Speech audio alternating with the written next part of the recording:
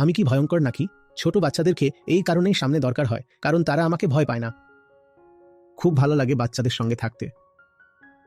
বড়রা তো ভয় পেতে শুরু করে, আর ছোটদের কোনো ভয়ই থাকে না, তারা মজায় থাকে।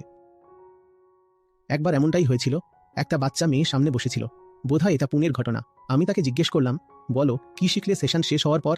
তারপর ভাবলাম একে একটু বিরক্ত করি। সে বলল, বলবো না। আমি বললাম, তোমার খাতায় কি লিখেছো দেখাও তো। সে বলল, না বলবো না। আমি বললাম, না তোমাকে তো বলতেই হবে, নাহলে তোমাকে যেতে দেব না। তারপর সে বলল, আচ্ছা আমি তোমার কানে কানে বলবো। আমি বললাম, তবে এসো, কানে কানেই বলো। তো সে এলো, আমি কান এগিয়ে দিলাম, আর সে চুল টেনে কানে কু করে দৌড়ে পালিয়ে গেল। আর সে গিয়ে হাসছিল।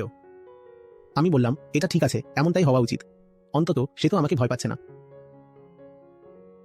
সবাইকে এত ভীত সন্ত্রস্ত কেন দেখায়? আমি চাই যে আমি নিজেই একটা রসিকতা হয়ে যাই। আমি যখন কোনো রসিকতা করি তখনও সবার মুখে একটা ভয় ছেয়ে যায়। আমি কি এতটাই ভয়ঙ্কর নাকি?